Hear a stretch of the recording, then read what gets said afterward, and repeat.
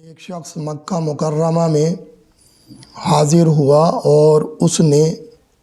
ابو جہل سے جانوروں کا سودا کیا۔ ابو جہل نے اس سے جانور خرید لیے لیکن اسے پیسے اور رقم نہیں دی۔ وہ شخص اپنی رقم مانگتا، پیسے مانگتا اور ابو جہل اسے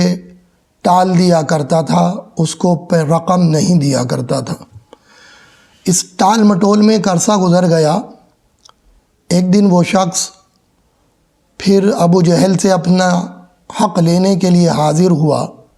تو اس نے دیکھا کہ قریش کے لوگ ایک مجلس میں موجود ہیں، ایک جگہ بیٹھے ہوئے گفتگو کر رہے ہیں۔ اس نے ابو جہل کی شکایت کی اور کہنے لگا کہ ابو جہل پر میری رقم ہے، میرا حق ہے، لیکن ابو جہل مجھ کو میری رقم نہیں دیتا، تو میری مدد کیجئے اور ابو جہل سے میری رقم دلائیے۔ اب جس طرح کا ذہن ابو جہل کا تھا، ایسا ہی ذہن ابو جہل کے دوستوں کا اور کفار مکہ کا بھی تھا۔ تو انہوں نے آقا کریم صلی اللہ علیہ وسلم کو کھڑے ہوئے دیکھا تو تمسخر کے طور پر، مذاق کے طور پر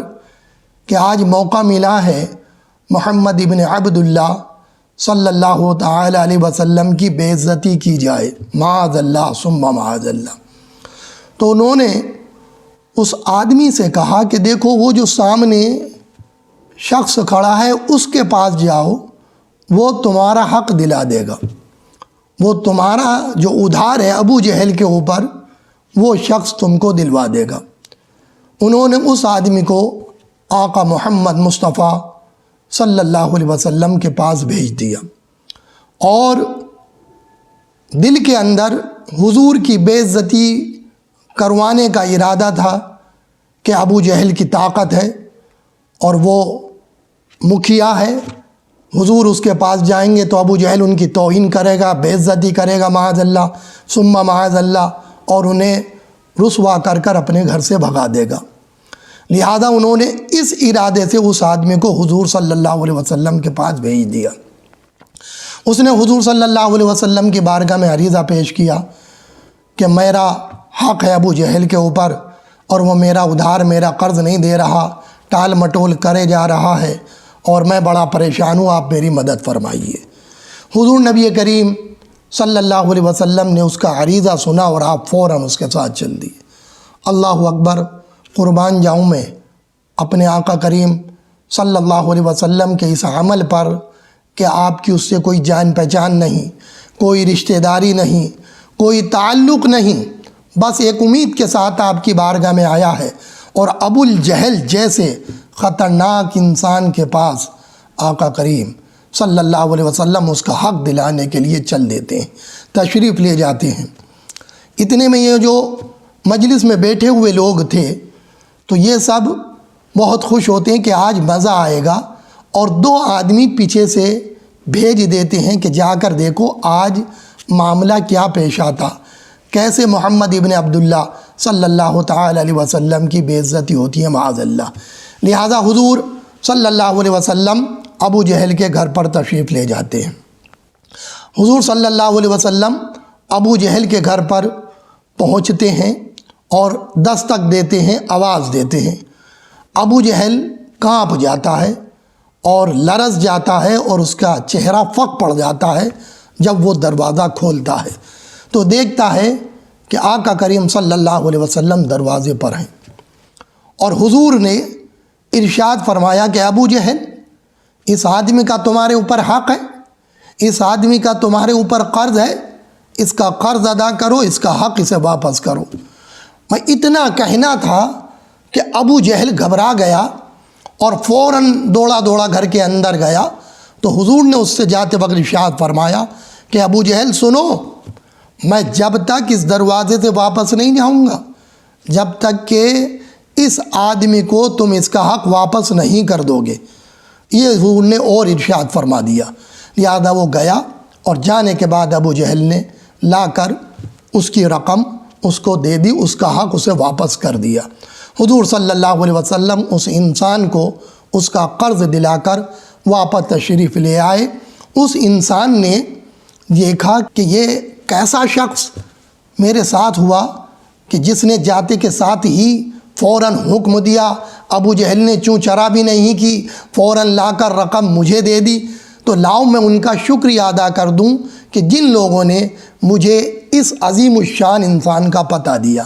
لہذا وہ ان کی مجلس میں پہنچتا ہے اور کہتا ہے کہ تم نے ایسے انسان کو میرے ساتھ کیا، میں تمہارا شکریہ ادا کرتا ہوں کہ اس نے میرا حق مجھے دلا دیا۔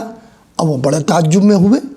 کہ ہم نے تو یہ سوچا تھا کہ ابو جہل آج بدلہ لے گا اور بے عزتی کرے گا، یہ کیا کہہ رہا ہے کہ اس کا حق مل گیا، اس کا قرض اسے مل گیا، اس کی رقم اسے مل گئی۔ بڑے حیرت میں ہوئے، بڑے تعجب میں ہوئے۔ اتنے میں وہ دو شخص بھی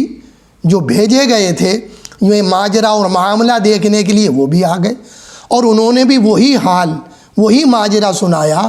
جو اس شخص نے سنایا جو اپنا حق لے کر آیا تھا۔ اب یہ بڑے شرم و ندامت کے ساتھ بیٹھے ہوئے ہیں اور سوچ رہے ہیں، سوچا تو ہم نے یہ تھا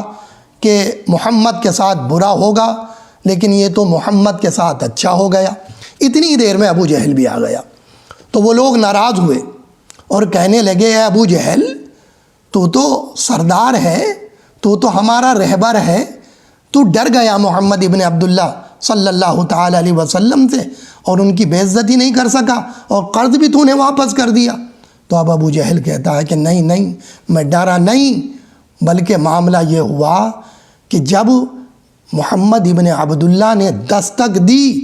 اور مجھے آواز لگائی تو میرا دل لرز گیا، مجھ پر ایک اس آواز کی ہیبت طاری ہو گئی، خوف طاری ہو گیا، اور جب میں نے دروازہ کھولا اور دیکھا تو وہاں پر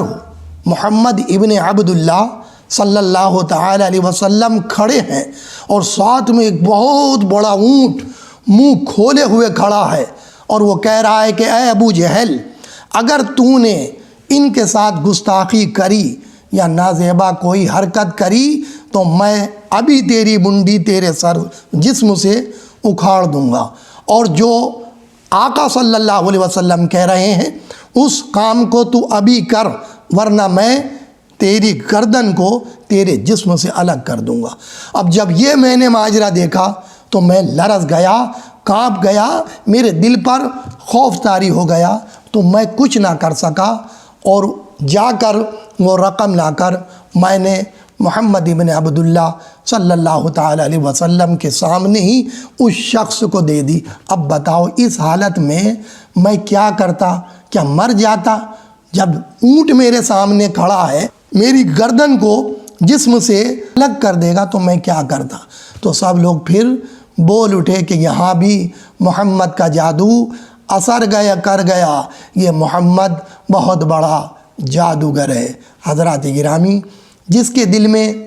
حضور کی محبت نہیں ہوتی تو وہاں پھر ایمان بھی نہیں آتا۔ جب دل کالے پڑ جاتے ہیں تو پھر ایمان دلوں کے اندر نہیں آتا۔ حضور کے معجزات ابو جہل دیکھتا رہا لیکن آپ پر ایمان نہیں لایا۔ اس واقعے سے ہمیں یہ درس ملتا ہے کہ جب مظلوم تمہارے پاس آئے، جب کوئی مدد مانگنے والا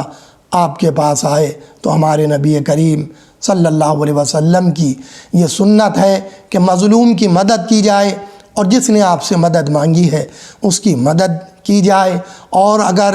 کسی کا قرض کسی کے اوپر ہے اور آپ کے ذریعے سے اس کو قرض مل سکتا ہے، آپ کی ذرا سی محنت سے اس کا حق اسے مل سکتا ہے، تو حضور ہمیں یہ درس دیتے ہوئے نظر آتے ہیں کہ آپ اس کا حق اسے دلوا دیجئے، اور آپ کی محنت سے اگر کسی کا بھلا ہو سکتا ہے تو آپ اس بھلا کو کیجئے، اس کی مدد کیجئے، جو آپ سے ہو سکتا ہے ہر ممکن کوشش کر کے مظلوم کی مدد کیجئے، اور یہ مت دیکھیے کہ سامنے آپ کے کون کھڑا ہے۔ اللہ تبارک و تعالی مدد فرماتا ہے، عزت وہی دیتا ہے، اور ذلت ہمارے اعمال کا نتیجہ ہوتی ہے۔ رب کریم کی بارگاہ میں دعا ہے، اے اللہ تو ہمیں کامیابی و کامرانی عطا فرما، اور دین پر ہمیں تو استقامت عطا فرما۔